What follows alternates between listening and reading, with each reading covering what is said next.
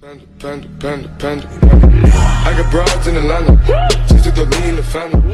Credit cards in the scammers. Whether you can force someone to refer to you or refrain from referring to you in different ways, I guess one issue that I'm having difficulty with is what a pronoun is.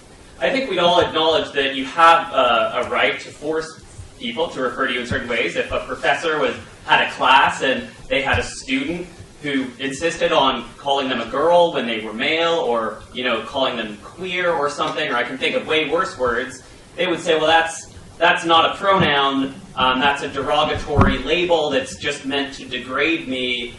But if, who's to say what is a pronoun? And I'm not sure that it necessarily would change if 95 or 97 friends all insisted on sort of degrading or, using that pejorative label to the person. And I think that people who are transgendered or whatever do experience when people use the wrong gender labels to them. They've experienced real prejudice. They experience it as kind of oppressive in that way.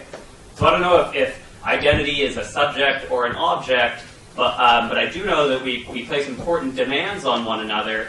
I don't know about nature, but I know that fundamentally, like, our society is going to work better if we respect each other, and I think history bears that out. That self-respect and allowing people's self-identification to play a role in that public aspect.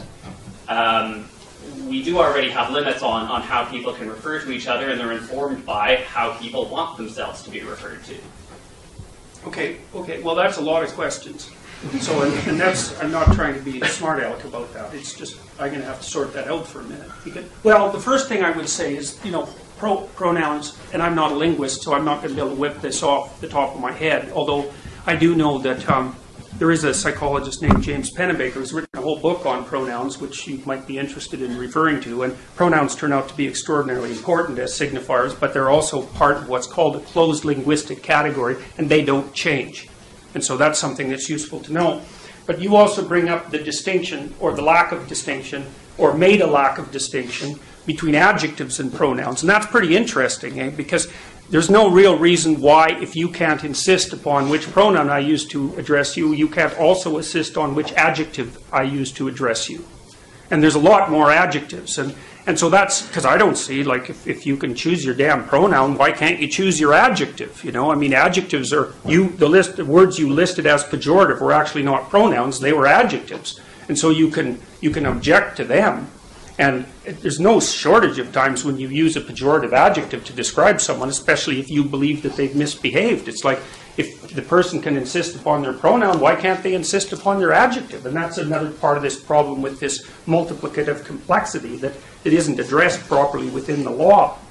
With regards to respect, you said, well, human civilization progresses a lot better if we respect one another, and I actually don't believe that at all. I believe that human civilization progresses and maintains itself when we respect people who've earned respect. You don't just respect everybody randomly. Well, what the hell use is respect if you just respect people randomly?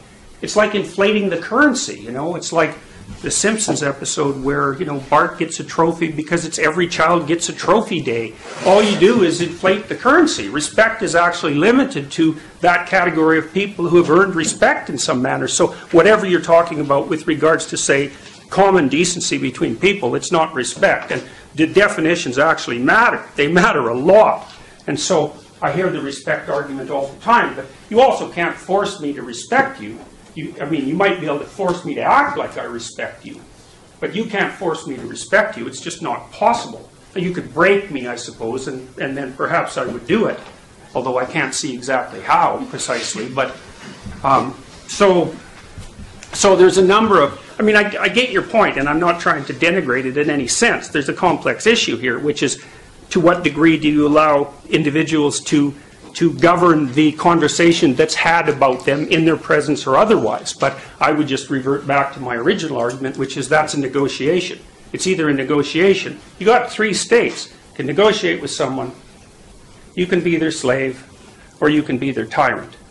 And I would pick negotiation, but as far as I'm concerned, the law right now, as it's currently instantiated, is a tyrant. And